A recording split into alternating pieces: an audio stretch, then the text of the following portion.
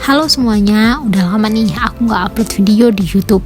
Dan kali ini aku, Lintang, bakal balik lagi buat sharing-sharing sama kalian semua tentang ilmu komunikasi.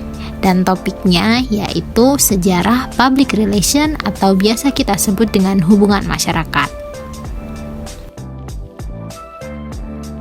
Sebelum tahu sejarahnya nih ya, kalian udah tahu belum sih hubungan masyarakat itu apa? Terus hubungan masyarakat sama public relation itu sama apa beda ya? Jawabannya sama. Hubungan masyarakat yang biasa kita singkat dengan humas dan public relation yang biasa kita singkat dengan PR adalah sama. Cuman yang satu bahasa Inggris, yang satu bahasa Indonesia. Nah, humas itu adalah kegiatan mengelola informasi antara individu atau organisasi dengan masyarakat sekitar.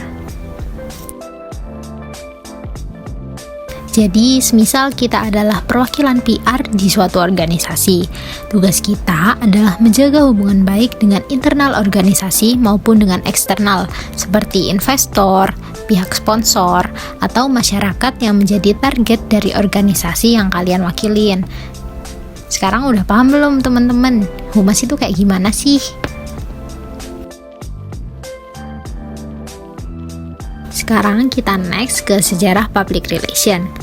Nah, tentunya public relation ini udah ada dari zaman dahulu kala ya. Di kesempatan ini, aku bakal ceritain ke kalian semua tentang public relation yang sudah ada sejak zaman Rasulullah, zaman Ratu Balkis dan Nabi Sulaiman, dan juga zamannya Cleopatra.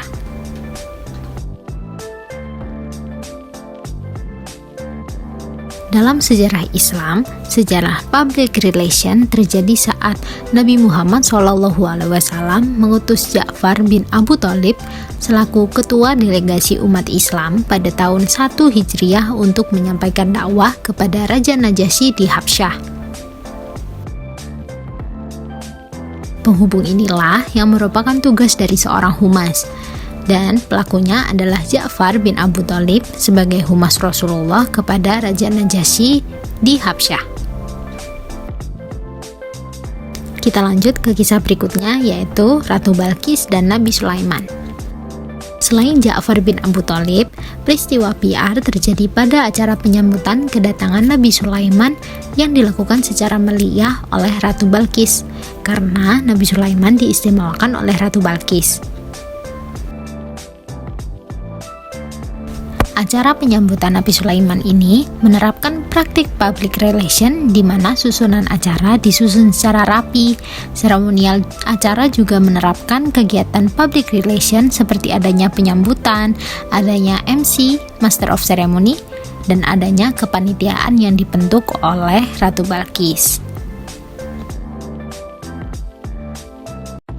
Acara ini bertujuan agar Nabi Sulaiman merasa dihargai oleh Ratu Balkis.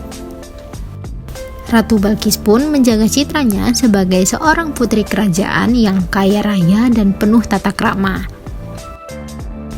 Dan menjaga citra juga merupakan tugas seorang humas loh teman-teman. Citra perusahaan, citra kerajaan, citra diri, dan lain-lain.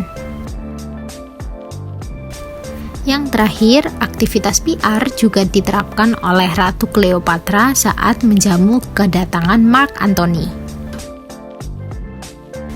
Kedatangan Mark Antony disambut dengan meriah oleh Cleopatra dengan memilih lokasi di tepi Sungai Nil. Cleopatra ingin menunjukkan keindahan Sungai Nil yang mencerminkan keindahan serta kelembutannya sebagai seorang perempuan. Hal ini merupakan pencitraan yang dilakukan oleh Cleopatra untuk Mark Antony. Cleopatra menginginkan agar pertemuannya dengan Antony dapat berlanjut dengan hubungan yang baik dan menguntungkan keduanya. Baik dalam pekerjaan, Cleopatra sebagai pembeli dan Mark sebagai penjual, maupun dalam kisah cinta mereka. Kaitannya dengan public relation adalah kesan pertama merupakan hal yang penting untuk hubungan selanjutnya.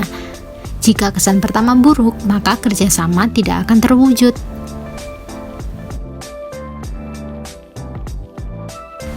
Gimana teman-teman? 3 kisah tadi udah mencerminkan kan gimana hubungan masyarakat, gimana public relation di masa lalu itu dari Rasulullah, dari Ratu Balkis, juga dari Ratu Cleopatra. Nah, sekian dulu dari aku. Maaf kalau masih ada salah-salah. See you next time teman-teman. Thank you. Bye-bye.